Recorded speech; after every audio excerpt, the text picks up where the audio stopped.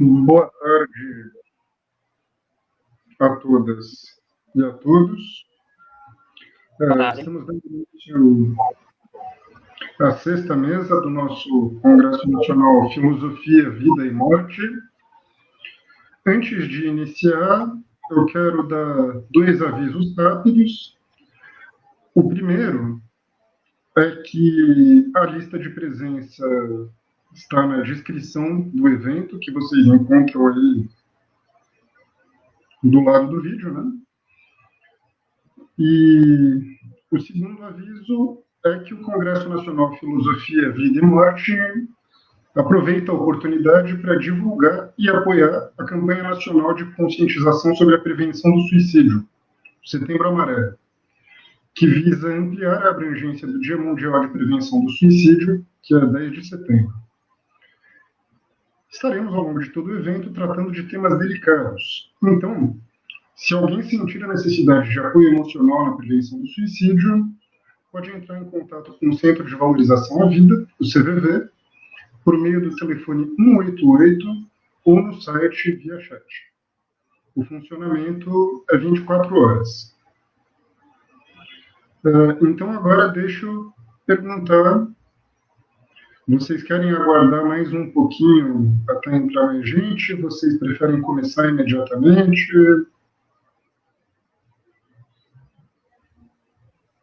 Vocês que mandam. Se eu preferir. Vocês aí. Por mim, a gente podemos começar. Se vocês acharem que podemos. Então, certo. Certo. Bom, já que estamos de acordo, eu, sem mais delongas, passo a palavra para o Diego Andrade Nascimento, discente aqui da Federal de Sergipe, que vai apresentar o trabalho Cioran sobre as mortes e as variações sobre a morte. Sobre a morte e as variações sobre a morte. Bom, Diego, é com você. Ok, obrigado, professor. Boa tarde a todos. Como professor disse, eu sou aluno daqui da Universidade Federal de Sergipe, né? Só algumas considerações antes de eu entrar no texto. Quando eu pensei em utilizar Cioran, foi por conta dele falar incisivamente da morte, né? É um estudo que ele faz em toda a sua obra. Então, eu usei um ensaio sobre a morte, que está na obra Nos Cômicos do Desespero. E com ela, nesse ensaio, ele trabalha tanto a vida e a morte, porque, como vou tentar esclarecer no texto, elas estão unidas, né? Vida e morte estão juntas. Então, eu vou dar início, eu vou ler, porque senão eu não conseguiria apresentar de uma forma melhor. Vamos lá. Morte e vida. A morte, sofrimento, agonia e todos os sentimentos deste mesmo grupo possuem um lugar de destaque na filosofia de Émile Cioran. Estes são analisados como sendo sentimentos que são inerentes à existência humana, mas poucos são aqueles que possuem a possibilidade de vivê-los. A morte, como uma verdade inexorável, é a única certeza que podemos ter. Para Cioran, a morte não está envolta por um véu que a esconde na nossa reflexão. Ela está livre, exposta, límpida e longe de qualquer caracterização do desconhecido. Cito. A morte é demasiado exata. Todas as razões encontram-se do seu lado. Misteriosa para nossos instintos, delineia-se ante nossa reflexão, límpida, sem prestígio, e sem os falsos atrativos do desconhecido. Para Cioran, a morte é o critério de mais exato que podemos ter, mesmo que para nossos instintos ela seja misteriosa. Aquela se torna clara e exata a nossa reflexão, e assim podemos refletir acerca dela, pois ela encontra-se em perfeita clareza ante a nossa reflexão. O pensamento do filósofo tem por finalidade evidenciar que a morte pode ser entendida e conhecida por nós, desde que seja a partir de uma interiorização íntima do ser. Vou fazer uma pausa aqui para explicar como Cioran entende a questão do ser. Então, eu vou fazer uma citação aqui, ela pode ser um pouquinho longa, mas é para deixar um pouco mais claro. Como assinala João Martin Marin, o discurso ciorano é evidentemente antiparmênico, à medida que, para o romeno, a existência geral carece dos atributos do ser. E o nada não é apenas, e podemos falar dele, como também descobrimos como um dos contribuintes essenciais da existência. A partir disto, Cioran, buscando um movimento contrário acerca desta visão parmênica, ser e o não ser, em direção ao pensamento heraclitiano. Cioran fundamentará um pensamento da nulidade, o ser sem identidade, em um puro dever, no qual o ser se encontra em um estado de fluidez. Pois, abre aspas, o ser não tem outra maneira de ser que seu devir. E assim, trazendo a ideia de uma universalidade e imutabilidade do ser, é por meio do seu pensamento da não-identidade que Cioran poderá renegar o hamletismo, dizendo que é o seguinte: ser não ser nenhum nem outro. Então, a questão do ser em Cioran vai ser a não escolha entre ser algo e não ser algo. Então, você escolhe ser nem o ser nem o não ser. Você não estabelece uma identidade própria para o ser, na concepção dele. Dando continuidade, a qual conduzirá às profundezas substancial da subjetividade, onde a vida e o mundo agem em plena irracionalidade. Por outro lado, a vida é vista por Emile como sem sentido, impossível de se observar algum sentido ou argumento a seu favor, submetendo à vida toda a desconfiança que a humanidade, ou o homem comum, colocaria na morte. Cito: de tanto acumular mistérios nulos e monopolizar o sem sentido, a vida inspira mais pavor do que a morte, ela, a grande desconhecida. Fim da citação. O filósofo interpreta a vida a partir de uma análise negativa, esvaziando-a de qualquer sentido. Esta visão acerca da vida está envolta pela negatividade do seu pensamento. Este exclui qualquer tipo de positividade, tanto na vida, na existência e na morte. E aí eu vou fazer uma pausa para explicar como se compreende a existência. Porque não fica tão claro, quando você lê o próprio texto, como ele compreende a existência. Então, eu acho que é bem melhor explicar a partir disso. Como diz Rodrigo Menezes, por pensar na existência, é pensar no tempo. A existência no tempo. Consciente do tempo e da sua duração no escoamento do tempo. O tempo é um ponto nevrálgico do pensamento de Cioran sobre a existência. E pode-se dizer que, se há pesquisa em sua obra existencial metafísica, o princípio desse pessimismo reside na moderna problemática filosófica do tempo, como evolução e involução, progresso e catástrofe, criação e destruição. Elan versus Lepi. Elan em direção ao pior. Com isto, pensar na existência, quando falamos de Cioran, é pensar na existência de ser no tempo, da não-identidade, existindo em total criação e destruição. Pensando assim, o ser na existência, existindo no tempo, e pensando sua existência também no tempo, estaria uma criação e destruição, em um devir incessante. Fim da citação. Dando a entender que a vida seria a grande desconhecida dentro dessa narrativa existencial. Sendo assim, a que nos causaria mais pavor. No ensaio sobre a morte, presente na obra No Cume do Desespero, o filósofo põe a vida como possuidora de um caráter demoníaco. Assim ele diz: uma análise de suas profundezas nos demonstrará quão ilusória é a crença numa pureza vital e quão fundada é a convicção no substrato metafísico do demonismo da vida. Com isto, Emile apresenta que aqueles que acreditam em uma pureza vital na vida somente acreditam em uma crença ilusória, sem nada de real, e que essa crença nos demonstra certo é que a vida possui um caráter demoníaco, ou seja, que a vida possui uma essência demoníaca. Preferi terminar essa frase para eu explicar a questão do que ele quer tratar por pureza vital.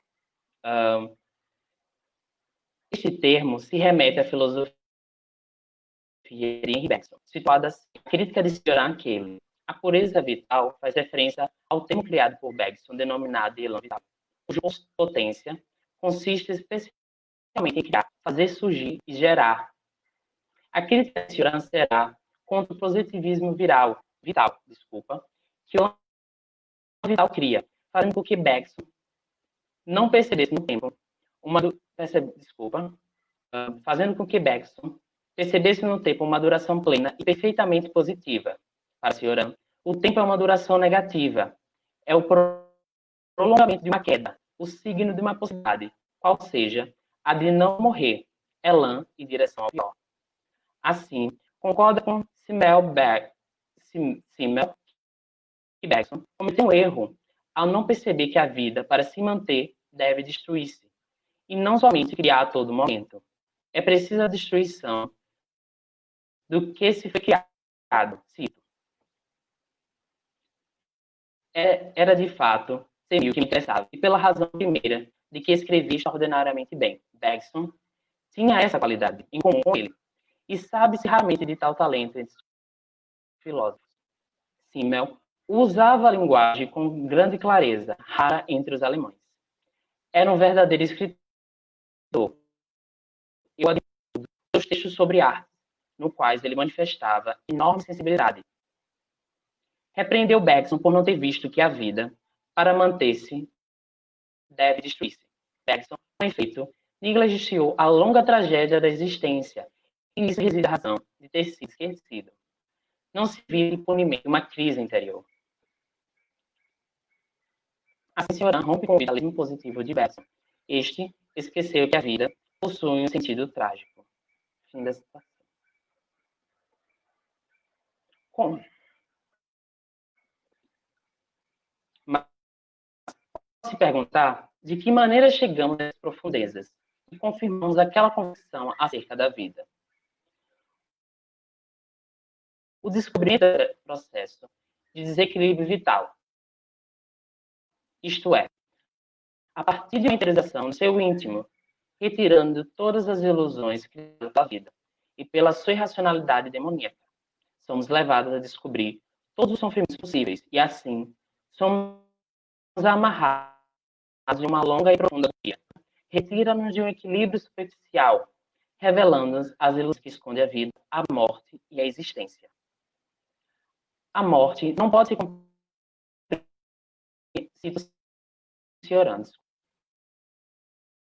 A morte pode ser compreendida sem que a vida funde com a vida. Fim da citação. É por meio desta longa agonia que somos levados à compreensão da morte. Ela que nos leva ao cume do desespero, nos isolando em vida, criando um em que se confunde a morte com a vida. Esta confusão ocorre porque a morte e a vida estão em uma relação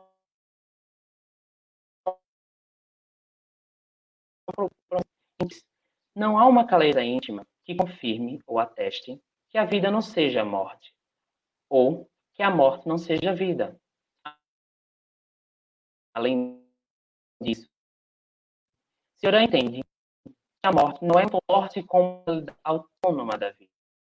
Existe. Compreendemos que tanto a vida e a morte estão iminentemente.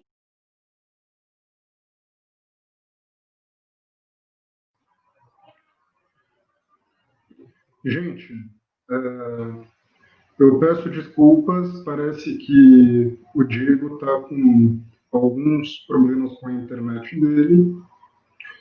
Eu vou propor que a gente continue passando a palavra para o próximo expositor, e aí, posteriormente, quando o Diego tiver com esses problemas resolvidos, ele faz a apresentação dele. Assim, é mais provável que a gente consiga acompanhar direitinho. Ok? Eu não entendi. Então, como o Diego parece que está com dificuldades de conexão, eu proponho a gente continuar a mesa eu passo a palavra para o Matheus, que seria o próximo, né? E aí, quando o Diego voltar e tiver resolvido esse problema, ele faz a apresentação dele. Certo. De acordo? De acordo. Bom, então, eu passo a palavra agora para o Matheus Vieira Silva, da UFPB, que vai apresentar o trabalho Agonia, Ideologia e Morte, o niilismo de Cioran à luz de Slavoj Zizek. Boa tarde a todos e todas. Antes de entrar nas considerações do texto, eu só gostaria de fazer umas considerações prévias acerca tanto do Cioran quanto do Slavoj Zizek. O Zizek e o Cioran são pensadores que falam de lugares completamente diferentes. O Zizek tem projetos filosóficos, né, como a elaboração de uma teoria da ideologia, uma nova reformulação do pensamento hegeliano através da psicanálise lacaniana, uma apropriação do núcleo subversivo do cristianismo, né, e tudo isso para pensar uma espécie de projeto político de emancipação. O Cioran não. O Cioran, ele é um pensador completamente diferente. O Cioran, ele é herdeiro do niilismo nietzschiano, e ele vai radicalizar ainda mais o caráter do pessimismo, né, que podemos encontrar no Nietzsche. No entanto, existe uma certa diferença das obras de juventude do Cioran e das obras da sua maturidade, mais especificamente das obras que ele escreve ainda na sua língua natal, né, e a partir do momento que ele começa a escrever em língua francesa, no seu livro Breviário de Decomposição, que inaugura um período mais maduro do seu pensamento. E por mais que eles dois sejam pensadores completamente diferentes, eu acredito que é possível encontrar ainda nos escritos do jovem Cioran, mais especificamente nos escritos do seu livro Nos Cumes do Desespero, né, que ele escreveu entre os seus 21 e 22 anos, um ponto de ligação, ou pelo menos um ponto em comum, ou algo que se parece, digamos assim, com uma certa relação entre sujeito e objeto. Tá falhando? Tá dando para ouvir direitinho?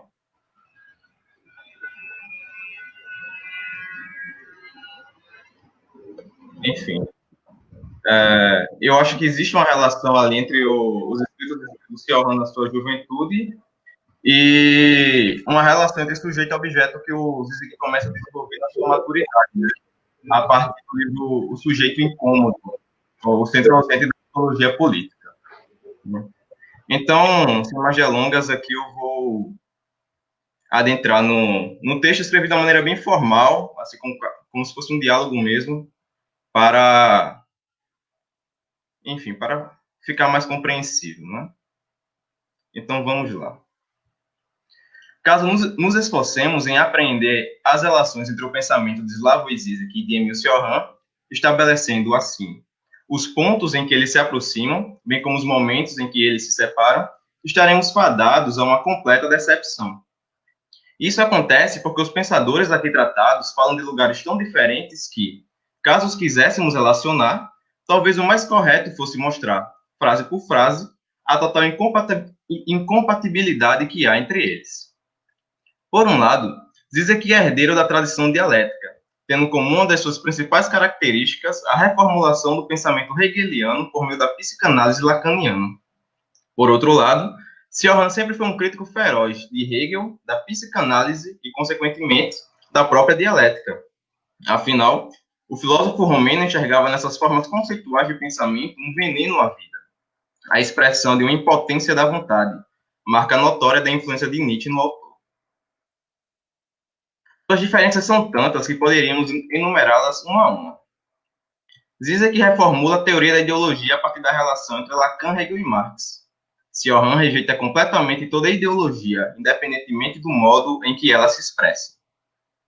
Zizek confere um valor à crença, pois, para ele, um dos males de nossa sociedade contemporânea é que já não acreditamos.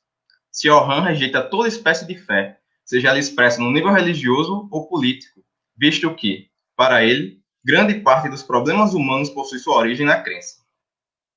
Dizem que vê na hipótese comunista uma saída utópica e real para os impasses da sociedade capitalista. Sioran enxerga nas utopias um lugar onde a demência de uma sociedade pode chegar ao seu extremo. Um lugar onde a bestialidade, a insanidade e a sede de sangue do ser humano encontram terreno fértil. No entanto, um olhar mais atento pode nos revelar que, apesar de todas as divergências, sejam elas manifestadas do ponto de vista do conteúdo, do lugar de onde falam ou de seus estilos, há um acontecimento essencial que coloca esses pensadores tão diferentes no caminho parecido. Essa concordância se expressa pela relação de dois momentos na trajetória intelectual de cada um deles. O primeiro se caracteriza como um evento mais traumático que Sioran expressa em seus escritos de juventude, isto é, o sentimento ou o pressentimento da morte trazida pela agonia. O segundo, a subversão da relação entre sujeito e objeto produzida por Zizek já em sua maturidade. Para evidenciar a forma dessa relação, vamos discutir rapidamente o que cada um desses momentos significa no pensamento dos respectivos autores. Segundo Sioran, existem experiências às quais não podemos sobreviver. Experiências que nos fazem enxergar que nada mais tem sentido. Após terem atingido os limites da vida, terem vivido com exasperação todo o potencial destes perigosos confins, os atos e gestos cotidianos perdem todo o charme, toda a sedução. Se continuarmos a viver apesar disso, assim acontece devido às escrituras, que aliviam esta tensão sem limites. A criação preserva-se apenas temporariamente das garras da morte. Citação esta de Nos Comos do Desespero. Assim, para os indivíduos que experimentaram essa experiência fundamental da qual não conseguem escapar, toda experiência torna-se imediatamente um salto ao nada. Mesmo sem tê-la conhecido por inteira, no caso, a vida, uma mera prova é suficiente. Assim que começamos a morrer de solidão, de desespero ou de amor, as outras emoções somente prolongam esse sombrio cortejo. A sensação de não poder mais viver após tais vertigens resulta igualmente de uma consumação interior. As chamas da vida ardem no forno de onde o calor não escapa. Né? Citação também de Nos Comos do Desespero, né? Obra da juventude do Sioran. Isso aqui eu só quero falar uma coisa. Isso aqui é muito interessante, né? Porque para o Sioran, a morte ela não é apenas um momento derradeiro da vida. A morte ela se dá a cada momento a partir do instante que se tem a consciência da agonia, né? Conceito não, digamos que um sentimento que vamos explorar um pouco mais aqui na obra do Sioran, né? Então a morte para ele não é tão somente um momento derradeiro, né, em que você deixa de viver. Cada experiência dolorosa trazida pela agonia é uma experiência de morte, né? Entretanto, antes da vida perder o seu completo valor, ou mesmo das experiências de amor ou quaisquer outras perderem o seu significado, existe uma experiência fundamental, uma experiência originária que faz com que todas as outras tornem-se insípidas. A experiência originária de todas essas outras é, para Sioran, a experiência da agonia. A agonia, caracterizada por Sioran, seria a sensação de esgotamento que traz a imagem da vida se debatendo nas garras da morte, sem quaisquer chances de vencê-la. Para ele, agonizar significa submeter-se ao suplício, equilibrando-se na fronteira entre a vida e a morte. Esta sendo imanente àquela. A vida torna-se, em sua quase totalidade, uma agonia. A verdadeira agonia nos une ao nada por meio da morte. A sensação de esgotamento nos consome. Então, imediatamente a morte leva à vitória. Encontra-se em toda a verdadeira agonia o triunfo da morte, mesmo que, uma vez passados os instantes de esgotamento, continue-se a viver. Desse modo, podemos dizer que a agonia indica uma progressão da morte às custas da vida, um drama da consciência originário da ruptura do equilíbrio entre a vida e a morte. A agonia sobrevém apenas em plena sensação de esgotamento, quando a vida atingiu seu nível mais baixo. É por isto que a agonia tem o status de um estado definitivo, como a de uma doença incurável que nos atormenta intermitentemente. As palavras do Sioran. É exatamente aqui, nesse ponto, que devemos nos ater mais um pouco para não cairmos em erro. Não é que a agonia seja uma experiência originária apenas pelo seu caráter perturbador. A agonia se torna a experiência originária porque é por meio dela que a revelação da imanência da morte é alcançada. O que a experiência da agonia traz em si mesma, que a diferencia de todas as outras experiências, é que apenas por meio dela se chega à consciência de que a morte não é um fator externo que perturba a interioridade da vida. Muito pelo contrário. Para Cioran, somente compreendemos a própria morte se experimentarmos a vida como uma agonia prolongada, num todo que vida e morte se misturam. É por isso que, na visão do filósofo romeno, os saudáveis não têm experiência da agonia, nem a sensação da morte. Afinal, é próprio das pessoas normais considerar a morte como algo que surge do exterior e não como uma fatalidade inerente ao ser. Uma das maiores ilusões consiste em esquecer que a vida é cativa da morte. Ele continua dizendo que o fator de que a sensação de morte somente aparece quando a vida é remoída em suas profundezas prova, com toda evidência, a imanência da morte e a própria vida. As consequências que a imanência da morte trazem à constituição inerente da vida são, no pensamento do filósofo romeno, devastadoras. Não é à toa que ele diz que a irrupção de morte, na própria estrutura da vida, introduz implicitamente o nada na elaboração do ser. Mesmo que a morte seja inconcebível sem ele, mesmo que a vida seja inconcebível sem um princípio de negatividade, a implicação do nada na ideia de morte liga-se ao medo que se tem e que só pode vir da apreensão por ele provocada. A imanência da morte marca o triunfo definitivo do nada sobre a vida, provando, assim, que a morte está ali somente para atualizar progressivamente o caminho em direção ao nada. É nesse contexto de agonia que Cioran situa a estrutura do nada inerente ao ser. Por último, no último suspiro dos seus primeiros escritos, o filósofo romeno ainda se pergunta se poderia haver algum antídoto, um escape, para a condição daquele que chegou a dar-se conta da nulidade da vida por conta da nadificação de qualquer experiência de ser. Ele conclui: o nada não constituiria, neste caso, a salvação, mas que salvação haveria no nada? Quase impossível na existência, como se realizaria fora dela? Mas, apesar de todo o pessimismo trazido pelo sentimento de agonia, quando Cioran expressa que o nada enquanto salvação seria quase impossível de se realizar na existência, ainda faz com que exista uma faísca de esperança. Afinal, quase não é sinônimo de nunca.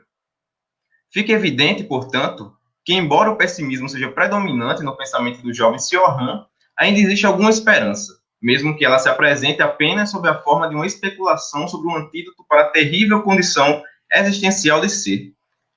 Especulação esta que irá desaparecer por completo nos seus escritos de maturidade.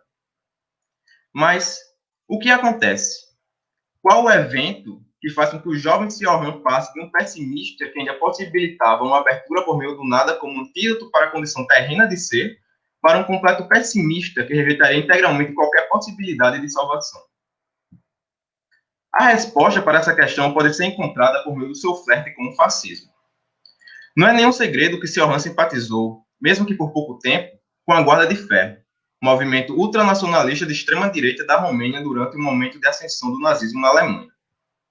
Em uma carta escrita na década de 50 do século passado, Cioran faz uma autocrítica de seu breve engajamento no movimento fascista. Ele diz: sou um conhecedor das obsessões. Ninguém as sofreu mais do que eu. Sei que influência pode ter uma ideia em nós, até que ponto nos pode conduzir, arrastar, abater. Os perigos da loucura aos quais expõe, a intolerância e idolatria que implica, a insolência sublime a que submete. Assim, ocorreu que, muito antes de fazer 30 anos, padeci de uma paixão pelo meu país. Uma paixão desesperada, agressiva, sem saída, que me atormentou por anos. Foi então que compreendi porque a maldade do homem supera em muito a do animal. Ela odeia tudo, enquanto que a da besta não dura senão um instante e só se aplica ao objeto imediato. Porém, a nossa alcança tal proporção que não sabemos o que destruir, então nos fixamos em nós mesmos. Desse modo, sucedeu comigo. Converti-me no centro do meu ódio. Eu odiava o meu país, a todos os homens e o universo. Somente restava-me odiar a mim mesmo. foi o que eu fiz, como subterfúgio do desespero. É por isto que devemos ler os escritos de maturidade de Sioran, não apenas do ponto de vista de um pessimismo puro, que nada pode propor ou acreditar apenas por conta da natureza nihilista que esse pessimismo se apresenta, mas sim o devemos ler como uma tentativa de superação de qualquer possibilidade de antídoto que o pessimismo de sua juventude conservara, pois, na visão de Sioran da maturidade, qualquer possibilidade de crença, fé ou engajamento ideológico poderia despertar o pior que existiria no ser humano, sua bestialidade desenfreada. Portanto, por conta da vergonha de seu flerte com o fascismo, que ele considerou como uma doença do espírito, que qualquer abertura, esperança ou antídoto deveria ser suprimida. Aqui, deveria restar apenas o vazio, nada propor, em nada acreditar, pois a crença, a fé, a esperança ou qualquer antídoto levaria ao nascimento das ideologias, doutrinas e faces sangrentas. Isso fica muito claro logo no primeiro fragmento do seu livro, o Breviário de Decomposição, chamado Genealogia do Fanatismo, esse primeiro fragmento, onde o Sioran ele faz uma crítica severa assim, a todos os tipos de ideologias, de crença ou de fé, as responsabilizando por todas as loucuras e holocaustos e genocídios que já aconteceram na história. É exatamente aqui que devemos introduzir Zizek novamente ao debate, pois existe uma curiosa relação entre a imanência da morte na própria estrutura de ser, no pessimismo do jovem Sioran, e a forma entre o sujeito e o objeto presente no pensamento do Zizek da maturidade. A nossa hipótese é de que essa relação se perde a partir do momento que Sioran, traumatizado por ter padecido da doença da crença, extirpa de seus escritos qualquer antídoto para com a agonia, possibilidade que antes pouco existia, mas que ainda conservara uma pequena abertura por meio do nada. Para deixar claro como a forma de se relacionar entre o sujeito e o objeto, para Zizek, pode ser confrontada com a questão da imanência da morte como um momento estrutural do próprio ser em Sioran, ou seja, o problema de como a relação dialética zizekiana dialoga com a ideia de morte, não como algo externo, um objeto passivo cindido do sujeito, mas sim como algo que em si mesmo já é um momento da vida. Devemos nos lembrar aqui da citação que faz Zizek logo no início do seu livro, A Visão em Paralaxe. Ele diz: então, o que incomoda o sujeito? É claro que a resposta é o objeto. Mas que objeto?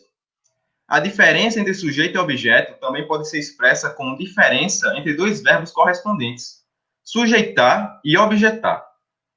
O gesto elementar, fundador do sujeito, é sujeitar-se.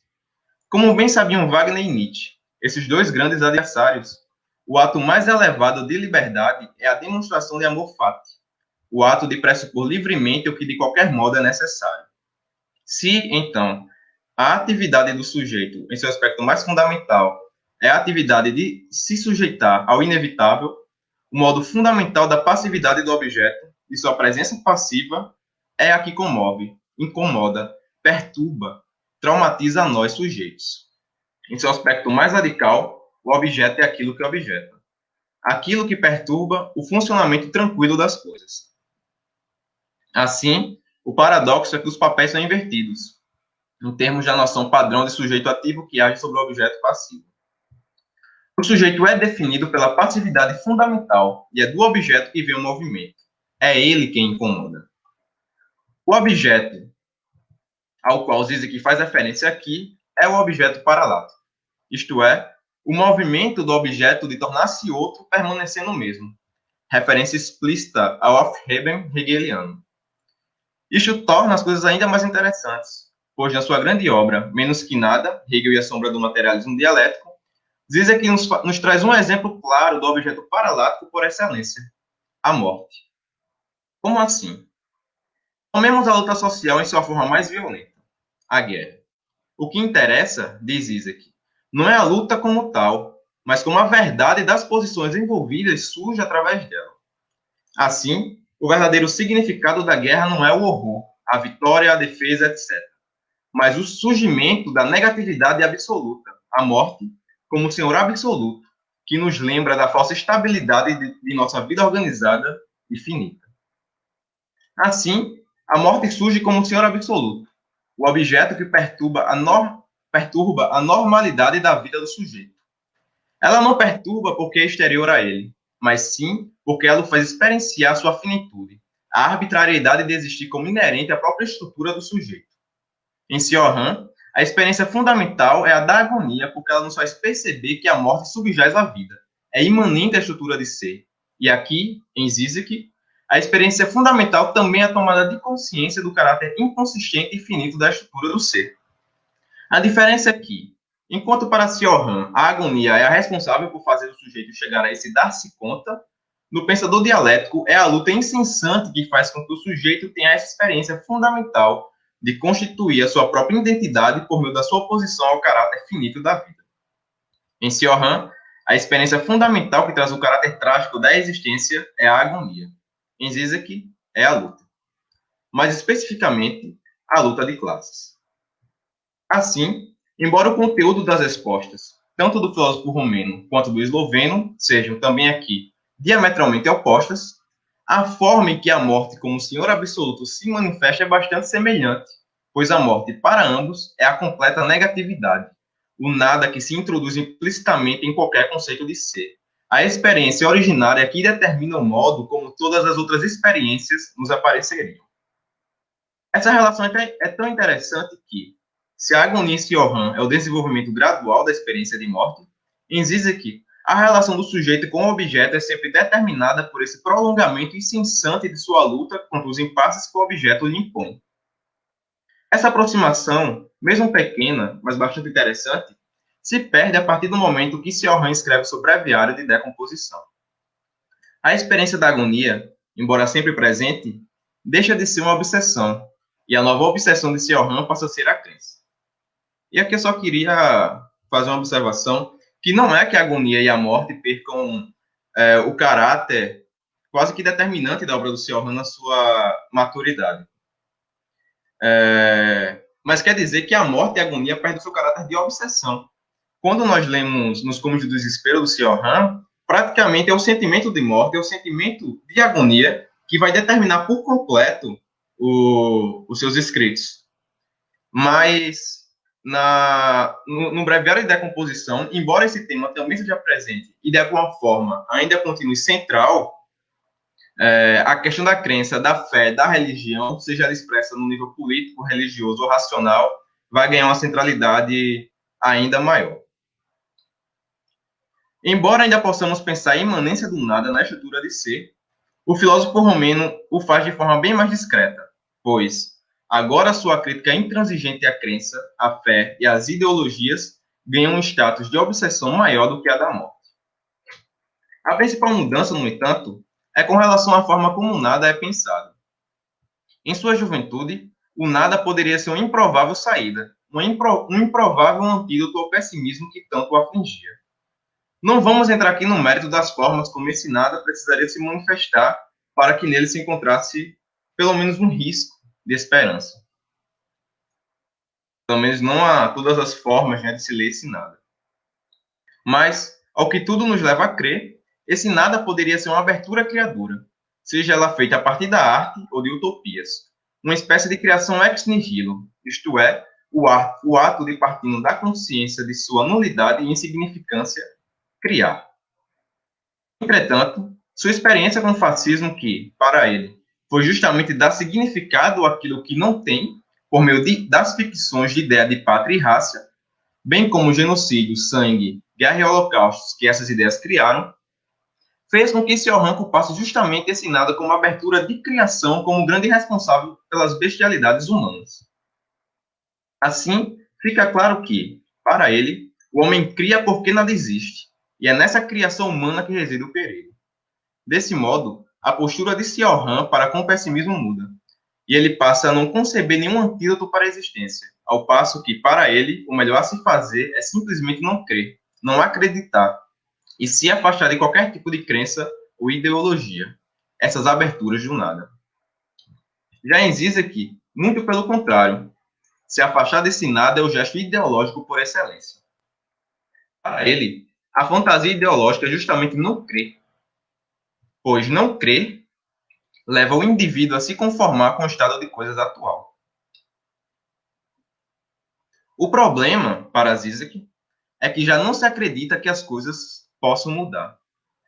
Enquanto em Sioran, o nada como criação fez se afastar da crença para que ele não caia novamente nas armadilhas ideológicas, em Zizek, não se entregar ao nada é que constitui justamente a fantasia ideológica que Sioran quer evitar.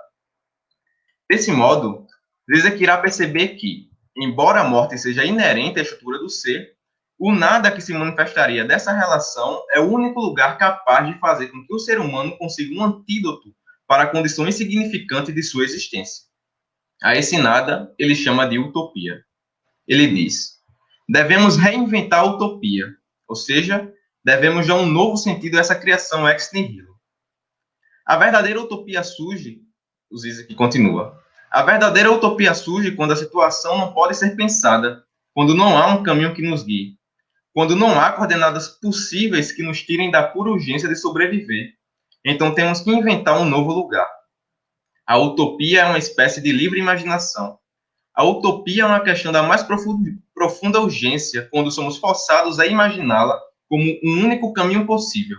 E é justamente disso que precisamos hoje. Assim, a utopia é o antídoto à condição existencial que Sioran tão bem expressa na sua juventude. E escapar desse nada, negar esse lugar da criação é, para Zizek, ser cúmplice da ordem ideológica existente. Enfim, gente, é isso. Eu não sei se eu passei do tempo aqui, não sei se ficou claro, mas podemos discutir aqui alguns elementos que talvez possam ter ficado um pouco confusos. É isso, gente. Obrigado.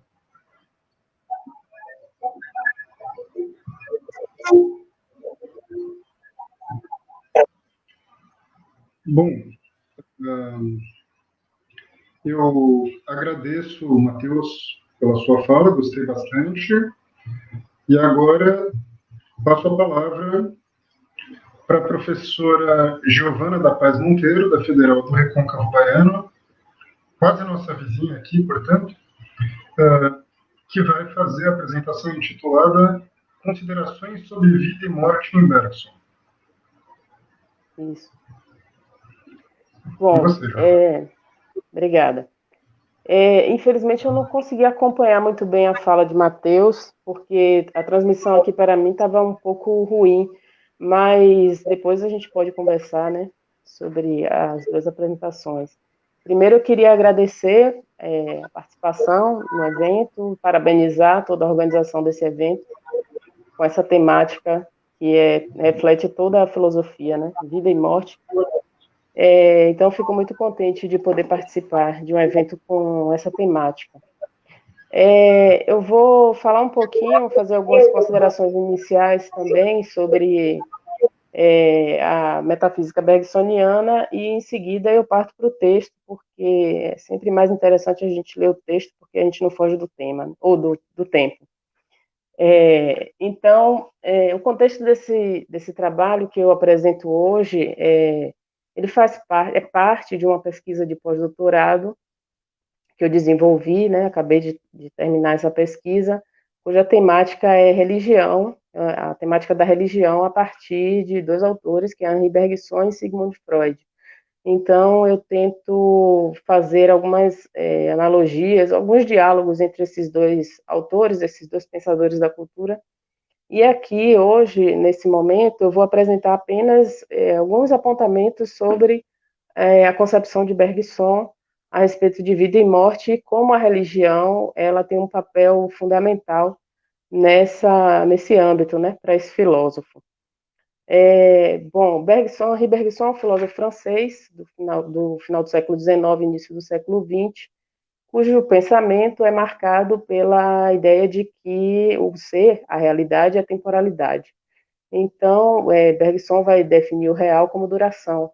E a partir dessa concepção de que a realidade é duração, ele se contrapõe a toda a metafísica clássica, que, na visão dele, é a metafísica da espacialização do tempo, é a metafísica do inerte, é uma metafísica estática, que relega o ser a um caráter atemporal, a um caráter de transcendência, cuja transcendência exclui a temporalidade, né? E Bergson vê na temporalidade o próprio estofo do real, né? A realidade para ele é temporal.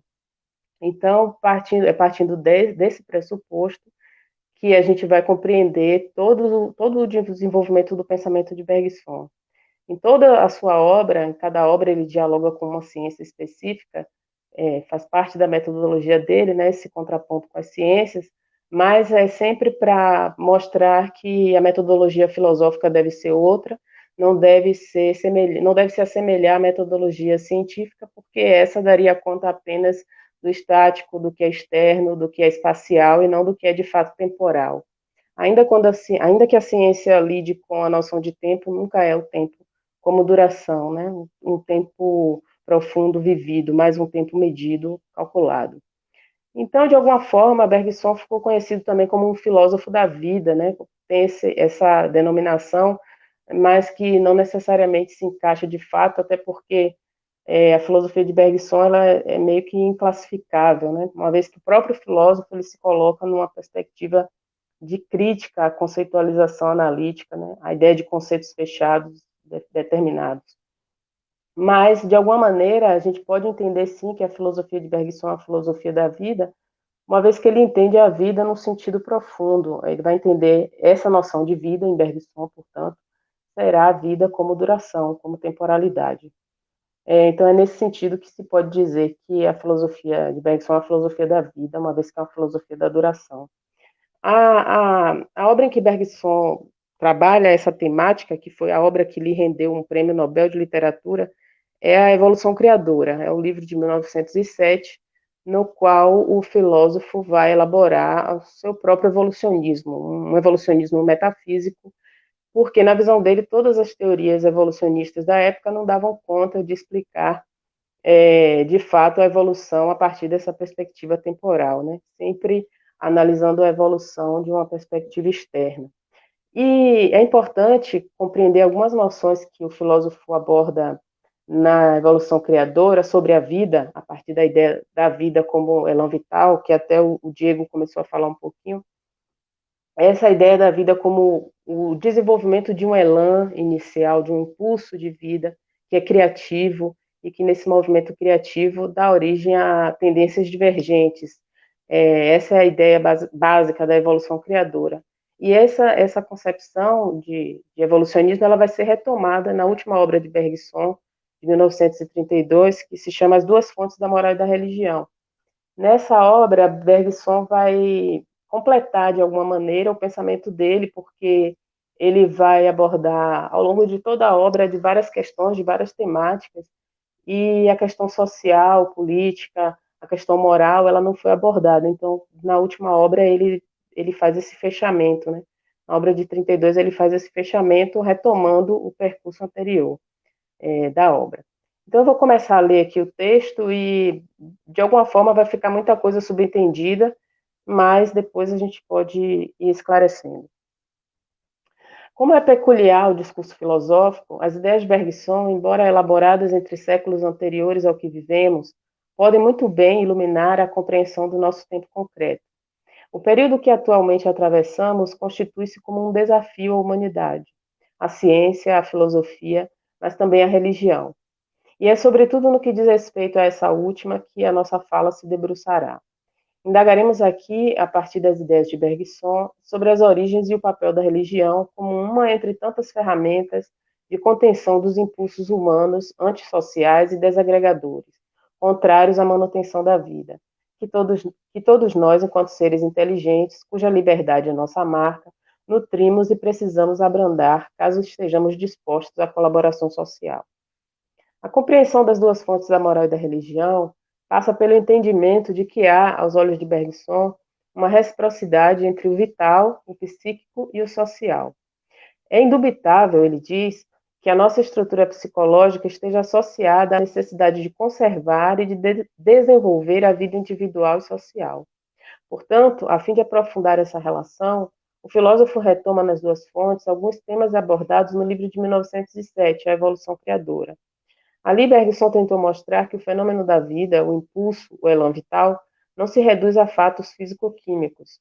O elemento vital que atravessa a matéria inerte, a vida ela mesma, seria fundamentalmente temporal, de modo que os fenômenos físico-químicos poderiam explicar a matéria bruta, mas não a vida. A vida será entendida como a evolução de um impulso inicial, um elan, que se desenvolveu em distintas direções em movimento continuamente criativo. Desse desenvolvimento dissociaram-se tendências divergentes, o que gerou a multiplicidade de organismos que compõem o mundo natural. Das tendências evolutivas divergentes, instinto e inteligência se destacaram no mundo animal, representando a vitória da vida sobre o inerte, a matéria bruta. Nesse processo vital, desenvolveu-se nos seres humanos uma consciência desperta, ativa, e em seu traço mais marcante, pragmática. Os seres conscientes souberam se utilizar da inteligência para dominar a matéria. Todavia, ao passo que a inteligência aflorou, com toda a sua potência fabricadora e inventiva, a tendência animal oposta se esmaeceu, o instinto, restringindo-se aos animais não humanos. Em 1932, na obra As Duas Fontes da Moral e da Religião, prolongando a discussão iniciada na Evolução Criadora, Bergson estenderá ao domínio social as conclusões de seu evolucionismo, porque observa que a sociabilidade é também inerente ao reino animal. Para ele, enfim, o social está no fundo do vital. Portanto, a sociedade humana será vista como uma espécie de organismo, semelhante aos organismos naturais. Porém, sendo humana, tal sociedade é composta por vontades livres e não por uma necessidade natural.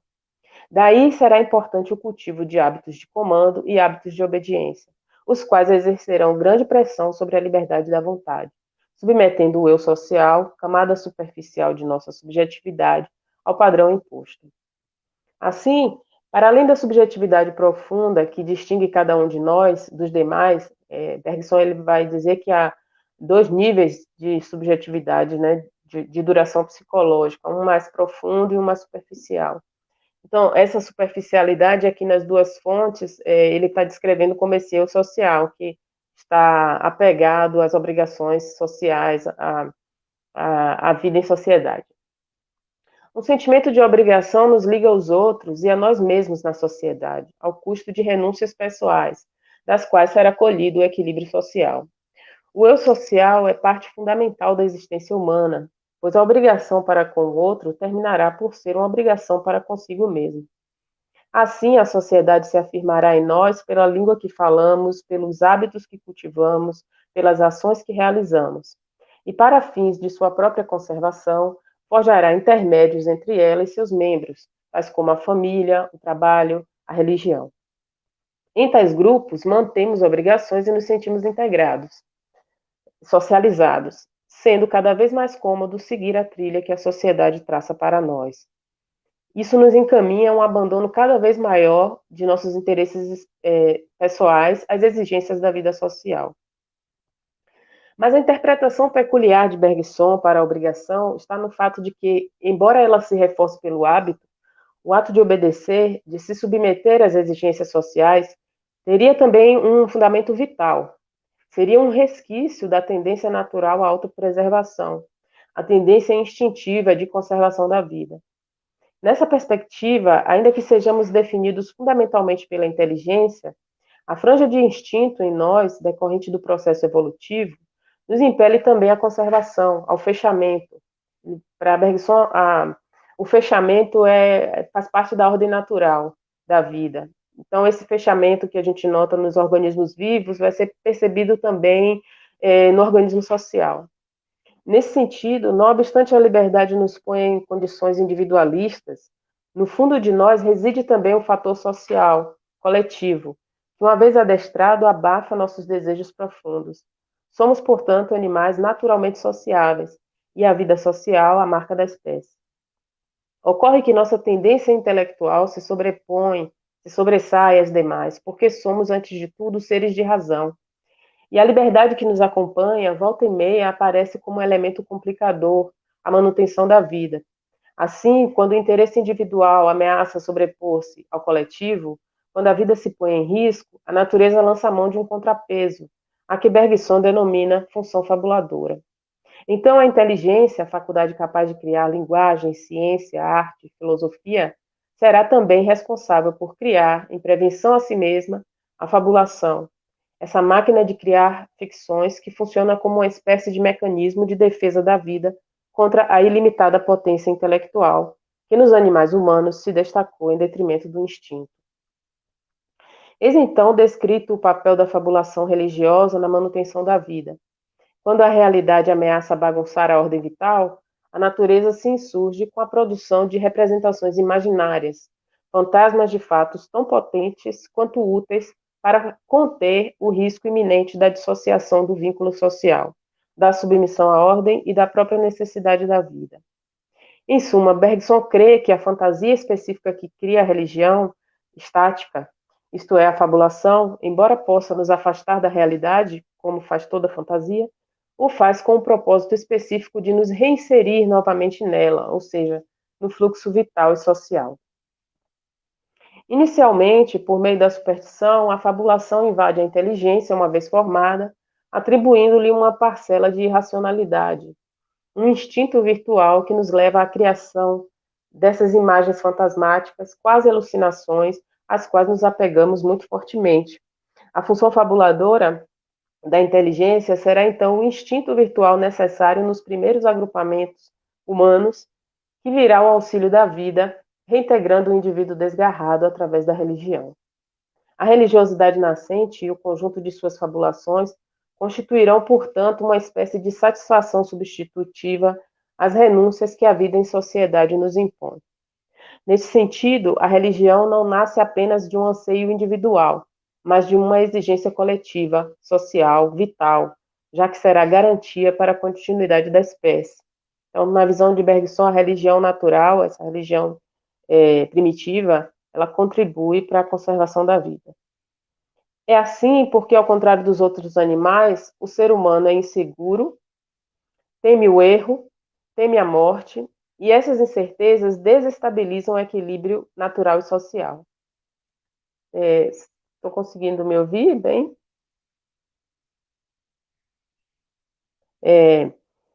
De todos os seres... Estamos sim. Tá, obrigada. De todos os seres que vivem em sociedade, o homem é o único capaz de desviar a linha social, cedendo a preocupações egoístas, quando está em causa o bem comum. A fabulação será, então, peça-chave na função de suscitar ao raciocínio um substituto da representação, um fantasma de fato, que leve os indivíduos desviados a agirem conforme o esperado. Nesse sentido, Bergson nos diz que, encarada deste primeiro ponto de vista, a religião é, portanto, uma reação defensiva da natureza contra o poder dissolvente da inteligência. O ser inteligente possui limitada capacidade de raciocínio, extrapolou o plano vital, ele extrapola os planos do elan vital, né, na visão de Bergson. Mas, sendo capaz de projetar-se no futuro, tornou-se inseguro, criando um ambiente favorável ao individualismo, à angústia e tudo o que põe em risco a manutenção da vida, um risco contra o qual a religião se insurgiu. Assim, se definiria então essa religião primeva, nas palavras de Bergson. É uma reação defensiva da natureza contra o que poderia haver de deprimente para o indivíduo e de dissolvente para a sociedade, no exercício da inteligência. Por aí, observamos claramente que sua função primeira é preservar a vida. A religião será então uma ferramenta útil, quando a representação intelectual ameaçar o equilíbrio vital. A consciência da morte, para Bergson, é o que mais ameaça esse equilíbrio. Por isso, lidar com a finitude é o que muitos filósofos, cientistas e teólogos têm tentado fazer ao longo de séculos.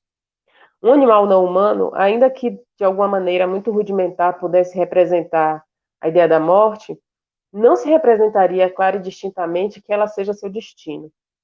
Somos nós, animais humanos, os únicos aptos a inferir, a partir de nossa experiência temporal, que a morte é o fim da vida. Todos os outros seres vivos, agarrados à vida, adotam simplesmente o seu impulso. Por ignorar sua própria finitude, a vida instintiva se integra perfeitamente ao mundo natural, a intelectual não. E quanto maior a consciência de sua condição, mais o individualismo ganha terreno. Como nos disse Bergson, se o impulso de vida afasta todos os outros seres vivos da representação da morte, o pensamento da morte deve abrandar no homem o movimento da vida. Enfim, A certeza de morrer, surgindo com a reflexão no mundo de seres vivos feitos para pensar apenas em viver, contraria a intenção da natureza. Isso é uma citação de Bergson. Contra esse poder dissolvente da reflexão, a natureza cria o antídoto, capaz de fazer frente à potência deprimente que sobrevém com a consciência do próprio perecimento. Esse antídoto é a religião. A inevitabilidade da morte, a religião promete a vida após a morte. Cultivando rigorosamente essa crença, pretende-se que o equilíbrio natural se restabeleça. Portanto, afirma Bergson, encarada desse segundo ponto de vista, a religião é uma reação defensiva da natureza contra a representação pela inteligência da inevitabilidade da morte.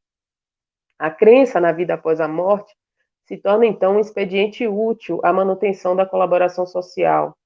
O que se entende por animismo, a ideia de que a alma seja um corpo que sobrevive a si mesmo, que está presente em diversas culturas primitivas, ancestrais, em quase todas, a ideia de que a alma é como uma espécie de princípio universal de vida. Esse animismo ele vai ser notado em praticamente todas as culturas primitivas. Mas, embora ele não seja ainda uma religião propriamente dita, mas é mais uma visão de mundo, é dele que terá lugar o mito, bem como a religião, tal como conhecemos.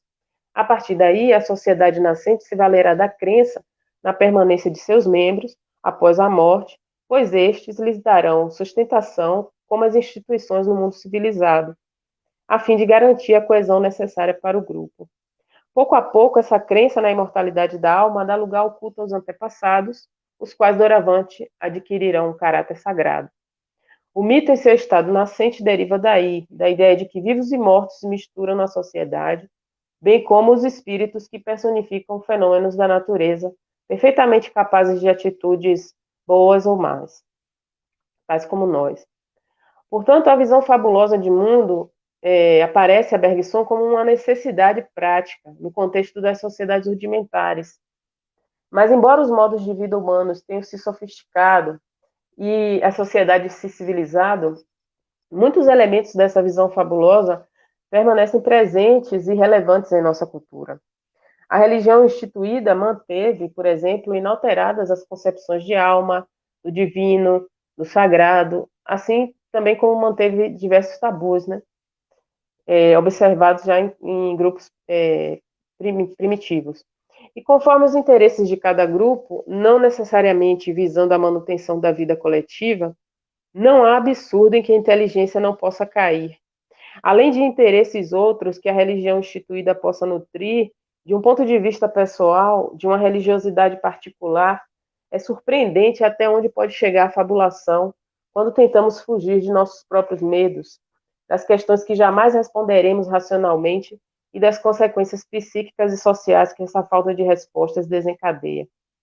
Por seu caráter dogmático, sustentado pela fabulação, a crença religiosa instituída no seio de uma sociedade fechada poderá dar lugar à intolerância, à opressão de grupos marginalizados, a preconceitos mais diversos, a atitudes cruéis e imorais. Como disse Bergson, aquele que não aceita a crença comum impede-a, enquanto nega de ser totalmente verdadeira. A verdade só recobrará sua integridade se ele se retratar ou desaparecer. A repressão será consequência direta dessa intolerância na tentativa de conter esse comportamento social destoante. Isso se efetiva de diversas maneiras, com a supressão da dignidade social, com a ridicularização pública, enfim, de métodos brandos de punição até as mais cruéis formas de descarte. E a intolerância se reforça quando se torna um pensamento coletivo. Daí que a religiosidade compartilhada seja seu ambiente propício. Personalidades carismáticas e com alto poder de persuasão podem levar a massa na sua esteira. Assim ocorre em grupos fechados. E aqui a gente está falando de religião estática e de sociedades fechadas. Assim ocorre em grupos fechados. Basta que apenas um obtenha a confiança dos demais para que seja por este seguido. E nos deixamos facilmente conduzir, não obstante a tendência latente à desorganização que se encontra também no fundo de nossa vida psíquica. Transferindo esse exemplo para uma escala aumentada, poderemos compreender o movimento que conduziu das sociedades primitivas fechadas até as nossas. Nós mantivemos e até reforçamos o fechamento quando poderíamos ter alargado o horizonte de nossa condição, encontrando outras formas de organização social e de religiosidade mais abertas. Já estou me encaminhando para encerrar a minha fala. Foi por termos permanecido na via do fechamento, na visão de Bergson, que toda sorte de preconceitos e catástrofes tiveram lugar e, ao que parece, vem se intensificando em nossa história recente, nossa história atual. Em 1932, ao descrever o funcionamento de nossa estrutura psicossocial, Bergson não pôde prever esse futuro insólito. No contexto pragmático de suas ideias, a fabulação é uma ferramenta útil à sociedade fechada, porque ela é capaz de manter a coesão de seus elementos principais, né, que são os indivíduos. Mas em nenhuma hipótese a fabulação deverá comprometer o progresso do conhecimento. E para além desse fechamento social e da religiosidade estática naturais, Bergson pensará a possibilidade de uma religião alternativa, derivada diretamente da mística. Na obra de 32, nas duas fontes, Bergson dedica o primeiro capítulo à sociedade, à obrigação moral, à sociedade, estudo da sociedade fechada e da moral fechada. No segundo, da religião estática, que decorre dessa, faz parte desse mesmo contexto, né? Mas ele vai pensar também, para além dessa religião estática, que é o que a história tem nos mostrado, a possibilidade de uma religião dinâmica que seria derivada da experiência mística, de uma experiência mística. Uma religião dinâmica cuja característica principal seria a abertura moral, o amor universal. Aqui não se fala mais em doutrinas instituídas, mas da reverberação de uma experiência mística que dá margem à efetiva realização da fraternidade em lugar da solidariedade social. O místico é visto como aquele ou aquela que, por seu contato imediato com o elan da vida, seria capaz de, através de sua ação no mundo, contagiar outros indivíduos a seguirem seu exemplo. A ação fraterna e o amor universal substituiriam, assim, a solidariedade social, que é conveniente no âmbito da sociedade fechada. Mas, ao que parece, tanto a razão quanto o seu oposto, a desarrazão, extrapolaram as expectativas do elan vital num sentido negativo. E essa experiência mística, redentora, sonhada por Bergson, parece estar muito longe de se realizar. O momento atual o demonstra. Em plena pandemia do novo coronavírus, aqui no Brasil já morreram mais de 120 mil pessoas. A fabulação que inicialmente cooperava com a vida parece agora ser utilizada deliberadamente contra, uma vez que discursos fantasiosos que dão base a fundamentalismos religiosos têm sido amplamente aceitos no lugar do conhecimento. Se a religiosidade nasce do perigo contido na falta de sentido da vida, de um mistério que somos incapazes de solucionar, ela agora parece estar a serviço da morte, uma vez que a fabulação, amplamente aceita em nossa sociedade e difundida por nossas lideranças, não parece de modo algum zelar pela vida. Bom, eu finalizo aqui e passo a palavra aos colegas. Obrigada.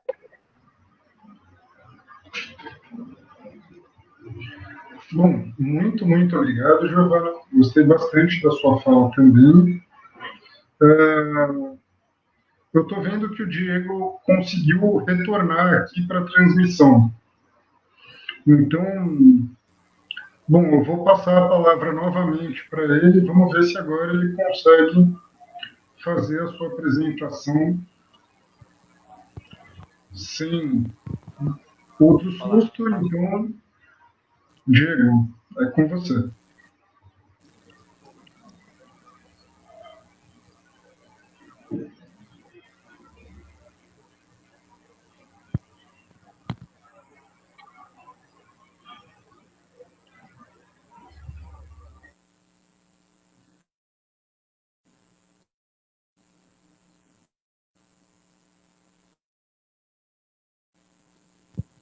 Com o áudio.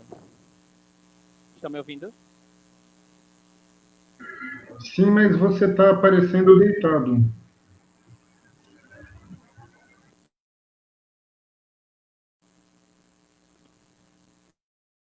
Ok, foi.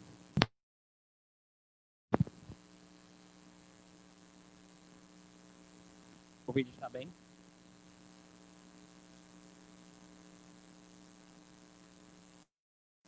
A morte, sofrimento, agonia. Está muito baixo, Diego. Eu quase não ouço.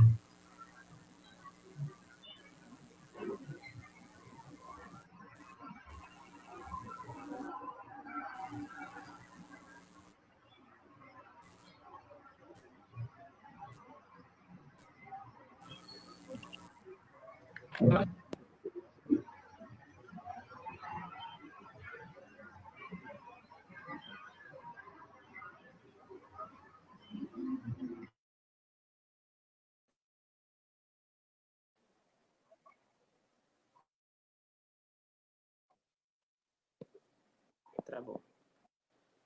Tá bom, professor? Agora eu consegui ouvir. Vamos ver se para de travar.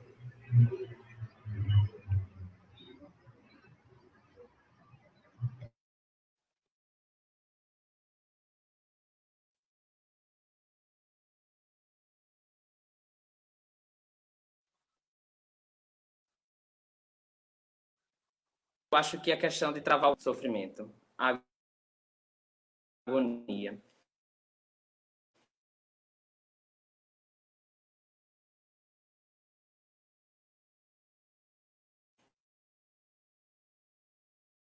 E todos os sentimentos possuem lugar de destaque na sentimento aqueles que possuem a possibilidade de vivê-los. A morte, como uma verdade inexorável, certeza que podemos ter, para se não está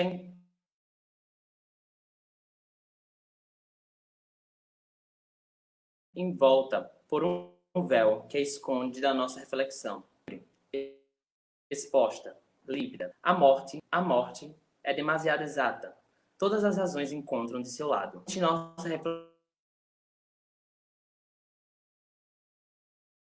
reflexão, límpida, sem prestígio, e sem os fatos atrativos, ela seja misteriosa, aquela se torna clara a reflexão. E assim podemos refletir acerca dela. Com perfeita clareza ante a nossa reflexão. O pensamento do finalidade é a partir da interiorização íntima do ser, a qual conduzirá a substancial, onde a vida e o mundo, por outro lado, a vida é vista por Emil, possível de se observar algum argumento a seu favor, submetendo-a à vida a toda a desconfiança que a humanidade ou o homem comum coloca a morte. Cito. No sem sentido, a vida mais favor da morte. É ela a grande desconhecida. O filósofo interpreta a vida a partir de uma Diego, eu peço desculpas por te interromper. Oi. Mas é que está travando muito. Você pode, por favor, tentar desativar a câmera para ver se assim a gente consegue te ouvir melhor? Porque eu estou te ouvindo pela metade. Certo.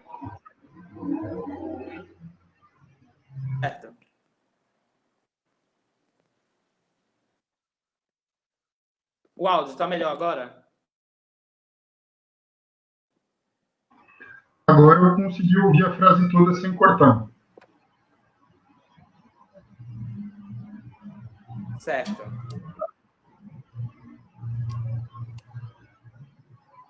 Vou tentar aqui. O pensamento do filósofo tem por finalidade a morte, por ser entendida e conhecida por nós, desde que seja a partir da vida, a partir de uma análise negativa, esvaziando qualquer sentido. Esta visão acerca da vida está envolta pela negatividade do seu pensamento, na existência e na morte,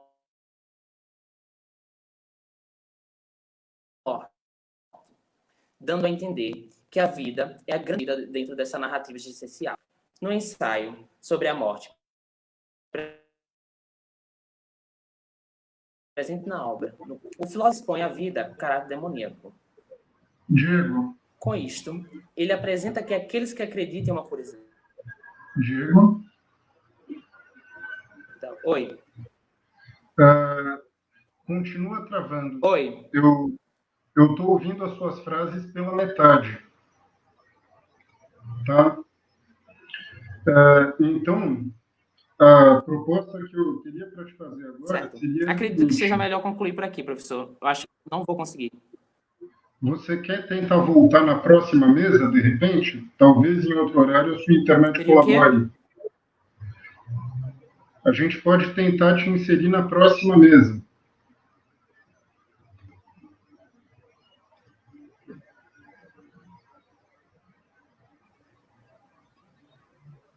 Né? Porque aí, quem sabe, a sua internet até lá está mais estável. Pode ser? Cortou a sua fala toda. Eu vou... Eu não ouvi porque cortou a sua fala, professor. Agora você me ouve bem?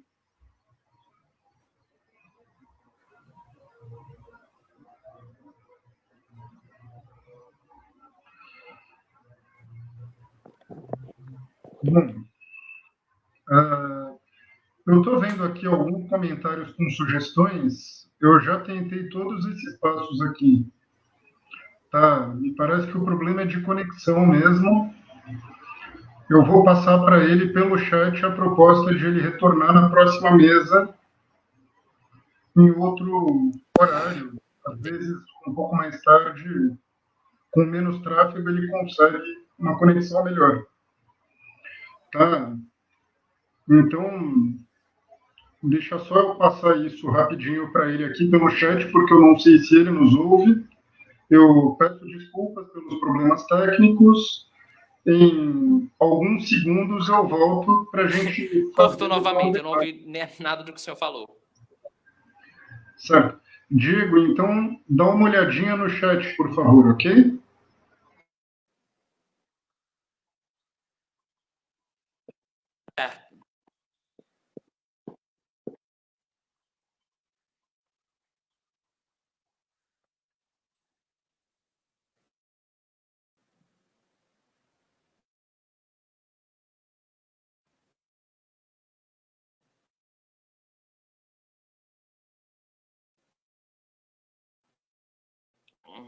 Ai, que ótimo. Desiste dessa vida.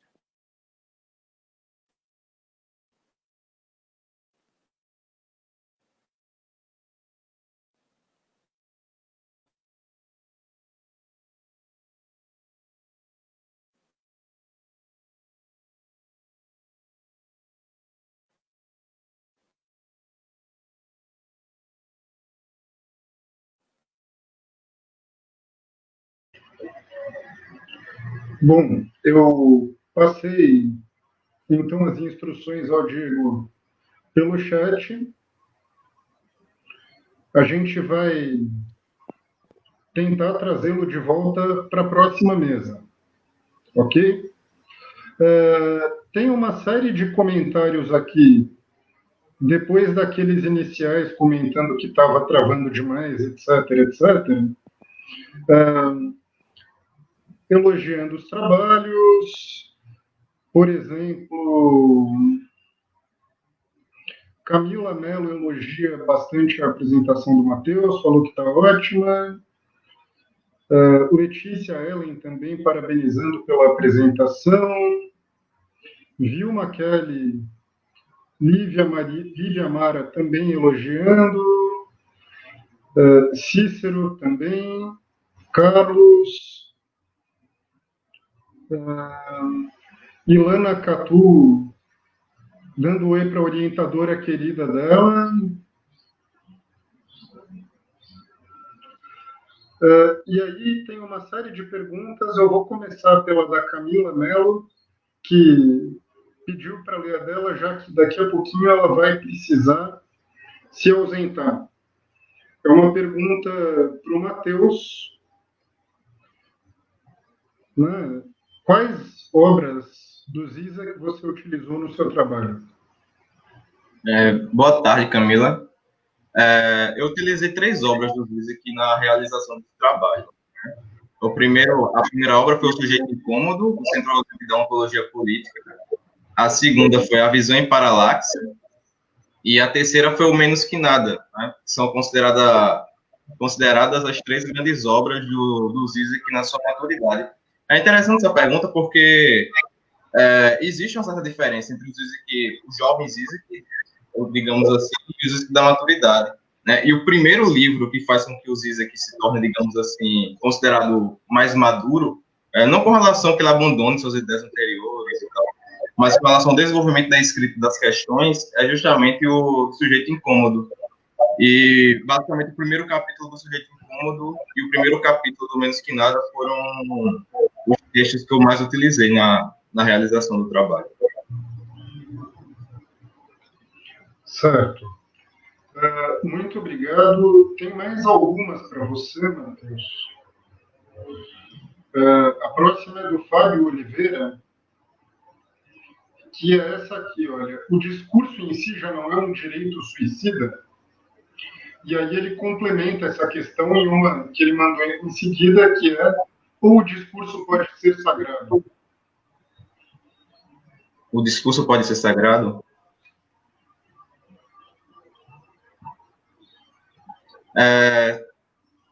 No Sr. Han, eu não sei se o discurso pode ser considerado um direito suicida, mas que o discurso em si é uma das formas de morte, com certeza, né? Porque no Sr. Han, a busca pela expressão, pela objetividade através do símbolo, né, da fala ou do discurso, representa um momento de esvaziamento da subjetividade, né? Dizer aquilo que não se pode falar, né? Você não pode expressar na sua totalidade aquilo que o sentimento subjetivo lhe impõe, né? E a fala, essa tentativa de esvaziamento, né, o discurso, essa tentativa de dizer, né, em si mesma já representa uma disposição de morte, né? Para o Sr. Han já é sim uma das formas de morrer. Não sei se suicídio seria a palavra correta para utilizar, até porque o Sr. Han ele é um crítico desse termo e também um crítico do suicídio, né? Ele não, embora ele seja pessimista, em nenhum momento ele admite o suicídio como uma espécie de antídoto ou de salvação para aquele pessimismo, muito pelo contrário, né? Ele tem uma disposição bastante cética, aqui no sentido pirrônico mesmo, de dizer que não se pode optar nem pela vida, nem pela não-vida. Você não pode optar nem pela vida, nem pela morte. Você fica sempre nesse lugar. Racionalmente, você não pode optar pelo suicídio, né? Mas sempre se esvaziando através da morte, né, a cada momento. Enfim, não sei se eu respondi a pergunta. Certo. Obrigado, Matheus. Tem mais uma. Eu vou colocar ela aí. Ela é muito grande, então eu vou colocar na tela e vou ler, porque eu não sei se vai caber inteira. Coube, mas depois que eu ler, eu vou tirar ela daí, porque está tapando as nossas caras. Sim. 2 questões relacionadas entre si. Primeira, você acredita que a agonia exerce um atrativo para Sr. Han de uma situação privilegiada de descoberta do valor negativo da nossa existência? Segunda, seria um elemento constante ao longo da obra de Sr. Han a tentativa de manutenção e não escape desse estado de agonia? Uma ótima questão. Eu acredito que sim. Mas veja só, eu acredito que existe uma diferença. Existe uma certa, não ruptura, mas existe uma diferença na forma de se relacionar com relação à agonia do jovem Sr. Han ao início do Sr. Han da maturidade, né? Que inicia esse processo no breviário de decomposição. Acredito que desde dos seus escritos de juventude, nos Caminhos do Desespero, a agonia constitui uma fonte inescapável, digamos assim, uma experiência inescapável. A partir do momento que você tem experiência da agonia, você não consegue mais escapar dela, né? Ela vai estar presente sempre. É uma experiência originária da qual você não consegue, em nenhum momento, em nenhum instante, escapar. Agora, a hipótese que eu tenho é a de que o Sr. Han escapa de alguma forma dessa agonia, né? Poucos anos depois que ele escreve Nos Comos do Desespero, né, onde a gente pode ver que existe quase que uma impossibilidade de saída dessa agonia, e nem sequer muita pretensão, né, ele sucumbe ao fascismo, que seria justamente uma das formas que ele fala na carta do heroísmo, da questão da nação, uma das formas de lidar com esse desespero da agonia. E nos seus escritos de maturidade, ele vai criticar fortemente toda a crença, toda a ideologia e toda a tentativa de superação dessa agonia. Então, eu acredito que sim, a agonia vai exercer um atrativo para Sioran, né? E que, ao longo da sua obra, como ele coloca aqui, né, existe uma tentativa de manutenção e não escape desse estado. Eu acredito que sim, mas eu acho que isso é muito mais visível na obra do Sioran da maturidade, essa tentativa de manutenção desse estado de agonia, justamente porque qualquer tipo de escape e antídoto poderia cair nas crenças, nos holocaustos e nos genocídios, no derramamento de sangue que o fascismo ocasionou, por exemplo, né? Mas que isso não ocorre necessariamente nas suas obras de juventude. Só com relação à primeira questão. Eu acredito também que a agonia exerce um atrativo negativo, né, da descoberta de luz, no sentido do valor negativo da descoberta da condição existencial, sim, no Sioran, tanto na juventude quanto na maturidade. Tanto isso acontece que, quando nós lemos Nos Comos do Desespero, embora eles sempre estejam naquele estado de desespero e de dor, não é? Ele ainda conserva um certo valor no sentido de que poucas pessoas foram essas que tiveram essa experiência, né, da agonia. Então, eu acredito que isso é uma característica que vai se desenrolar em toda a obra do Sioran. Muito obrigado. Tem mais alguns comentários aqui. Lívia Amara parabenizando o Giovanna pela ótima apresentação. Cícero também dando parabéns pelas ótimas falas. Giovanni, aí eu tenho uma pergunta para você. Mas vamos dar precedência para a plateia. Tem outra aqui. Nossa, tem mais outra. Eu vou colocar, então, a pergunta do Ednei Araújo, que é a seguinte. Qual a finalidade da religião para Bergson? Deu a entender que é apenas uma saída, um conforto que o homem arranjou para fugir da ideia que a morte é o fim da vida. Seria isso? Posso? Por favor. Desculpe, eu não vi o nome da pessoa que fez a pergunta. O nome da pessoa é Ednei. Obrigada. Ednei, então, de uma certa forma, para Bergson, a religião é isso, mas em um sentido de religião. Porque, eu não sei se ficou claro na minha exposição, mas Bergson, ao elaborar as duas fontes da moral e da religião, que é a sua última obra de doutrina, né, a sua última obra de teoria mesmo, ele vai colocar que a religião, a gente pode pensar a religião em dois aspectos. Uma religião estática, que é a religião, por assim dizer, natural, é a religião que sai do seio da própria natureza como uma espécie de reação contra um perigo que a inteligência, a racionalidade pode trazer para a própria preservação da espécie, né? Porque eu tentei frisar que Bergson coloca a inteligência como sendo a tendência que nos define como seres humanos. E essa inteligência, a nossa capacidade de raciocinar, de alguma maneira, ela também vem acompanhada por uma liberdade muito grande. E essa liberdade faz com que, em diversos momentos, a gente abdique de contribuir com a organização social, com a vida no sentido amplo, porque para Bergson vital e social são a mesma coisa. Então, ela nos coloca em situações de risco. O medo da morte, a falta de sentido da vida, a depressão no sentido amplo, faz com que o indivíduo, esse ser intelectual, ele não contribua, então, com a vida social e com a vida no sentido geral. Então, a religião, ela sai da natureza, esse sentimento religioso, ele aparece em nós, ele nasce em nós, justamente como uma reação defensiva. Mas aí é um domínio de uma religião estática, de uma religião que tem uma função prática, uma função pragmática, que é de preservar a vida. Só que, em contraposição a essa religiosidade estática, que visa, sobretudo, garantir a sobrevivência, a ordem social, o contexto da vida coletiva, ele vai colocar a possibilidade de uma religiosidade mais genuína, de uma religiosidade mais autêntica, que, segundo ele, só se realizaria por meio de uma experiência mística. Só que essa religiosidade autêntica, essa experiência mística, ela é muito pouco, a gente pouco vê na história. Existem vários casos de experiência mística, mas eles não tiveram tanto impacto assim, a ponto de mudar a sociedade, de mudar o fluxo social, político da nossa existência. Então, Bergson coloca essa religiosidade mística como uma coisa quase que rara. Poucas pessoas, poucos indivíduos vão poder realizar. E, a partir dessa experiência, esses seres, esses indivíduos que, na visão dele, extrapolaram até a própria intenção da natureza, né, do elan vital, porque eles foram além da condição humana, esses indivíduos eles teriam a capacidade de influenciar os outros indivíduos através do exemplo deles.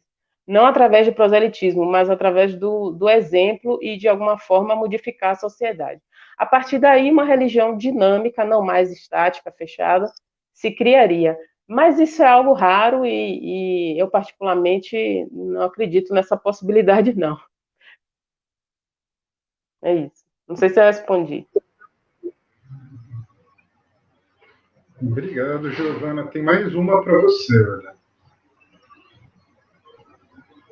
Se entendi direito, Bergson acredita que houve uma religião originária e favorecedora da vida individual e coletiva de modo harmônico. Essa harmonia tem um caráter meramente pragmático? Isso. No sentido que Bergson coloca essa religião natural, que ele chama de religião estática, ela tem um sentido bem pragmático, sim. Porque ela visa justamente a manutenção da vida. Então, eu não sei se eu falei aqui, acho que eu falei no texto, ele vai falar que cria-se, através desse desenvolvimento da inteligência, uma função que ele chama de função fabuladora. E é dessa função fabuladora que a gente cria todas as ideias relativas a uma existência transcendente, a vida após a morte, que a gente cria fabulações as mais diversas para conter essa ânsia que a gente tem por entender o que é a vida e, sobretudo, o medo que a gente tem da morte, né? Então, essa religião estática, ela tem, sim, uma função, sobretudo, pragmática, mas não uma religião dinâmica, que é aquela outra possibilidade a partir da experiência mística. Essa não, ela tem a ver com a moral do desapego, com a moral que vai visar a humanidade e não apenas os grupos fechados, sociedades fechadas. Ela não visa a fraternidade social, ela não visa, desculpe, a solidariedade social, mas sim a fraternidade no sentido humano, no sentido abrangente. Obrigado, Giovana. Mais uma, o pessoal está se animando aqui. Que bom.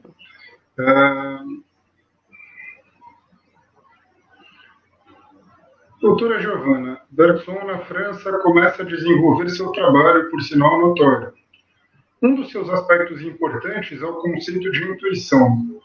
Num avesso aos filósofos que criticavam a metafísica, ele fala de espírito num sentido que parece não se encaixar nas nomenclaturas dos seus antecessores. Se for pertinente a questão de vida e morte, fale para a gente sobre esse espírito em Bergson. Sim, Natan, obrigada pela pergunta. Veja só, Bergson é um filósofo que, como eu falei no início da minha apresentação, é difícil da gente classificar o pensamento dele, porque a própria filosofia bergsoniana, ela se coloca como crítica da conceitualização, né? Da conceitualização analítica. Até achei interessante que Mateus falou isso aí, relacionado a Cioran. Então, muitas pessoas, muitos intérpretes, é comum a gente encontrar por aí algumas classificações de que Bergson é um filósofo espiritualista, porque ele vai falar dessas questões relacionadas à intuição, à adoração psicológica e tal. O Natan, ele menciona a intuição. A intuição, para Bergson, é um método. é o método que ele vai propor em detrimento de um método que, segundo ele, é a metodologia analítica, né? Que é uma metodologia que se assemelha à metodologia científica e que foi adotada pela tradição filosófica. Porém, essa metodologia de interpretação do ser, essa metodologia de compreensão da realidade, ela não dá conta do que é de fato, do que seja de fato o real, que é temporal, né? Então, por causa dessa crítica que Bergson faz à metafísica clássica, ele vai elaborar uma nova metodologia a qual ele relutou muito em denominar como intuitiva, justamente porque é um termo que já é muito carregado, né, na tradição filosófica, tem um sentido muito próprio, e aí o Bergson ele vai utilizar essa expressão para denominar um método que seja um método de coincidência, que seja a ideia de que aquele que busca compreender o que é a realidade de fato, o que é a temporalidade, a duração, ele precisaria ter um contato imediato com essa duração. A gente precisaria sair dessa esfera superficial, desse eu social que eu descrevi aqui nas duas fontes, por exemplo, dessa duração espacializada, para um domínio mais interiorizado, um domínio mais profundo, não necessariamente interiorizado em um sujeito, mas para um domínio profundo, para a experiência de um absoluto, como ele fala, né? Porque Bergson vai pensar na duração como o estofo da realidade. E a intuição seria esse contato imediato com essa realidade que é jorro de novidade o tempo todo, constante. Então, esse termo espírito, talvez ele se encaixe mais numa concepção de duração nesse sentido amplo, absoluto. Mas o próprio Bergson, ele não utiliza muito essa expressão espírito, apesar dele ter sido enquadrado também como um filósofo espiritualista. Não sei se deu para entender.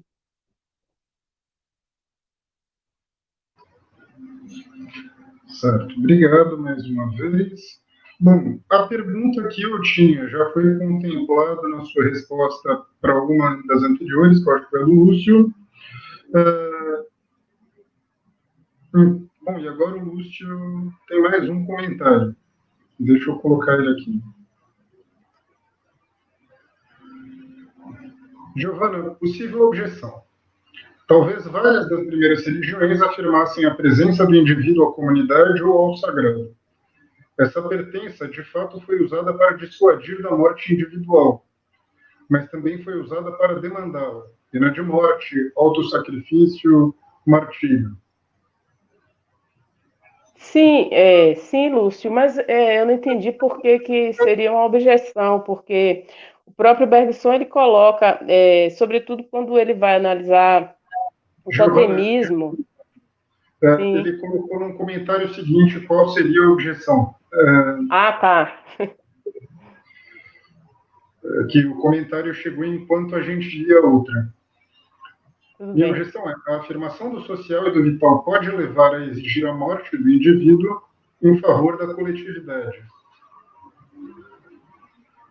Sim, de uma perspectiva bergsoniana, sim, porque essa sociedade fechada, essa religião estática, uma vez que ela justamente tem esse sentido pragmático e que visa o fechamento, Bergson coloca esse risco e coloca as consequências desse fechamento, e é justamente por isso que ele vai propor a possibilidade de uma abertura moral a partir de uma experiência que seja aberta à humanidade, não apenas à solidariedade social. Então, ele tem plena ciência de que, no sentido mais amplo, num desenvolvimento dessa religiosidade estática e desse fechamento, as consequências não são positivas.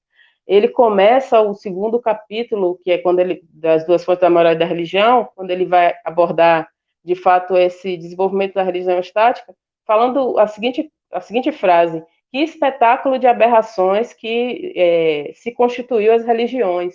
Então, isso não escapou a Bergson. Ele está ciente disso. O que Bergson faz, de fato, é uma descrição, na perspectiva dele, evolucionista, a partir do evolucionismo que ele mesmo desenvolveu, ele faz uma descrição de como teria se dado o fenômeno religioso. Né? Mas ele não faz uma defesa dessa religiosidade estática, ao contrário. E ele aponta esse perigo também na religiosidade estática. Né? Certo, obrigado, Giovana. Bom, os outros comentários que a gente tem são basicamente agradecimentos pelas respostas, né? Ednei agradecendo, dando parabéns. Camila, que antes de infelizmente ter que ir, agradeceu pelas ótimas apresentações. Natan também agradecendo a resposta. Lúcio agradecendo, dizendo comunicações boas, respostas melhores ainda. Bom, então, eu acho que é isso. Eu passo a palavra para vocês agora, se vocês desejarem fazer considerações finais ou algo desse tipo. Bom, eu só queria agradecer a oportunidade, agradecer, parabenizar o Matheus pelo trabalho apresentado, parabenizar a organização do evento. O evento está muito bom, vocês estão de parabéns mesmo. E ao Diego também, né, que não pôde terminar a fala, espero que ele possa em outro momento. Tinha até algumas perguntas para ele, vou assistir a apresentação dele para fazer essas perguntas. Obrigada. Vamos torcer. Bom, antes de o Matheus fazer as considerações finais, o Lúcio mandou uma pergunta de última hora aqui. Posso colocar ela na tela e aí, antes de fazer as suas últimas considerações, você responde, Matheus? Pode sim, Marcos, tranquilo. Legal. Letícia também dando os parabéns. Bom, a pergunta é: há outras experiências reveladoras além da agonia? Sim. No Cioran existem todas as experiências reveladoras, né? A questão é que a agonia é a experiência originária. Todas as experiências se tornam reveladoras porque elas podem surgir e serem vistas do ponto de vista da agonia. Por exemplo, acredito que nos exercícios de admiração, que o Cioran vai falar um pouco sobre o amor, né? Ele vai considerar uma estupidez que dá sentido à vida, né? E que sem ele nós não seríamos capazes de viver. Né? Algo que quase que como bom, né? Quase que valorando aquilo como bom, mas ainda não chegando a esse ponto. A experiência do amor para o Cioran é reveladora. Né? Agora, ela só se torna reveladora se vista a partir da agonia. Todas as experiências reveladoras se tornam reveladoras de qualquer perspectiva, porque a experiência da agonia se torna reveladora por excelência. Né? A experiência de morte, né? A experiência da intuição, digamos assim, da chegada da morte a cada instante, né? Vê-la não como algo externo, mas como algo interior, inerente à própria estrutura da sua vida. Essa é a experiência reveladora por excelência. Agora, se eu posso partir para as considerações finais.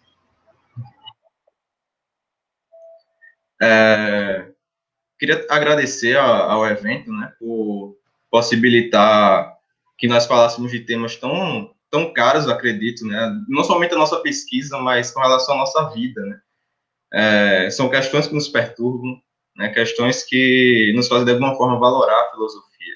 Né. Só queria fazer uma última consideração com relação à questão do pessimismo e do existencialismo, né, do niilismo de Cioran.